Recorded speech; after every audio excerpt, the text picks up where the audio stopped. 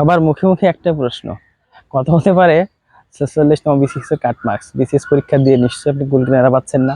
কত হতে পারে সে সম্ভাব্য কাট মার্কস? কারণ আপনাকে কিন্তু বসে থাকলে হবে না। যদি আপনি পিলি কোয়ালিফাই করেনও, তারপরে কিন্তু লিখিত পরীক্ষার মহারণ শুরু করতে হবে। সুতরাং এখনই নিশ্চিত হন আপনি পিলিতে কোয়ালিফাই করবেন কিনা। আর পিলির কাট মার্কস কত হতে পারে সে সম্পর্কে কিছুটা আইডিয়া করা যেতে পারে। বলা বাহুল্য, এই বিসিএস পিলির কাট মার্কস কিন্তু ফিক্সড কিছু না। হ্যাঁ, তো পাবলিক সার্ভিস কমিশন যত টিকাবে সেই অনুপাতে কাট মার্কস নির্ধারণ হয়। এখানে পাস ফেল বলে কিছু নাই, আপনি টিকবেন নাকি টিকবেন না এটাই বিষয়। মূল কথায় আসি, 46তম বিসিএস পিলি পরীক্ষা যে গতকাল হলো, এটার কাট মার্কস কত হতে পারে?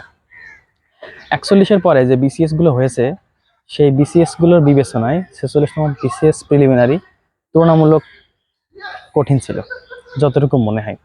অর্থাৎ 41-এর পরে যে পরীক্ষাগুলো হয়েছে সেগুলোর মধ্যে 45-এর কোশ্চেন কিন্তু তুলনামূলক বেশি স্ট্যান্ডার্ড মনে হয়েছে।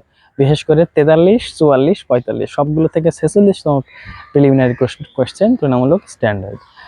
41-এ যদি দেখি 99/100 কাট মার্কস এটার পরে 43, 44, 45 সবগুলো বিসিএস কাট মার্কস 115 কিংবা তার ঊর্ধ্বে হয়েছিল।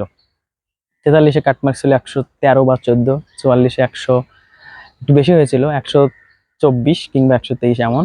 আর 45তম বিসিএস লাস্ট যেটা হয়েছিল 45তম বিসিএস পিলিতে কাট মার্কস ছিল 118। সেই হিসেবে 46তম বিসিএস প্রিলিমিনারি প্রশ্ন তুলনামূলক 45 থেকে একটু, আমি বলবো একটু কঠিনই বলা যায়। এখানে সায়েন্সটা কঠিন ছিল, নন সায়েন্সের জন্য এটা তো খুবই কঠিন।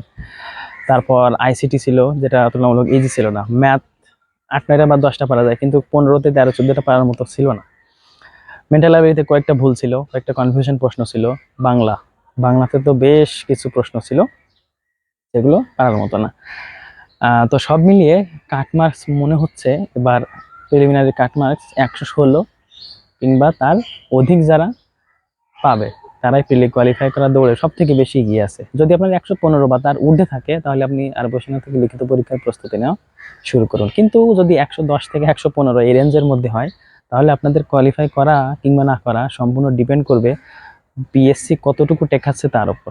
যদি একটু বেশি টেকায়, অর্থাৎ 12,000-এর উপরে, তাহলে হয়তো আপনার 113 বা 14 আপনি মৃদু আশা করতে পারেন। কিন্তু যদি 12,000 কিংবা 11,000 এমনটা টেকায়, তাহলে কিন্তু আপনার কোয়ালিফাই করার সম্ভাবনা অনেক কমে যাবে। যদি আপনার 112 থেকে 115 এই রেঞ্জ থাকে, যদি 115 থেকে তার উপরে রেঞ্জে যারা আছেন তাদের সম্ভাবনা অনেক বেশি। সুতরাং আপনি যদি 115+ নাম্বার এই 46-এ নিশ্চিত করে থাকেন, বা আপনার যদি মনে হয় আপনি 115+ নাম্বার পাবেন, তাহলে এখন থেকে আপনি লিখিত পরীক্ষার প্রস্তুতি শুরু করুন। পিএসসি যে পরিকল্পনা শুরু করেছে, সেখানে কিন্তু আপনি আশা করা যায় 5 থেকে 6 মাস কিংবা এর বেশি সময় আপনি পাবেন না।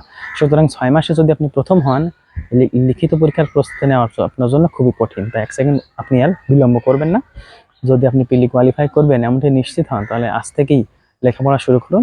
আর বিসিএস লিখিত পরীক্ষার গাইডলাইন এবং টিপস পেতে কোন কোন বই ফলো করবেন সেই সমস্ত বিষয়গুলো পেতে আমাদের চ্যানেলের সাথেই থাকুন। ধন্যবাদ এবং সকলের জন্য শুভকামনা। আসসালামু আলাইকুম।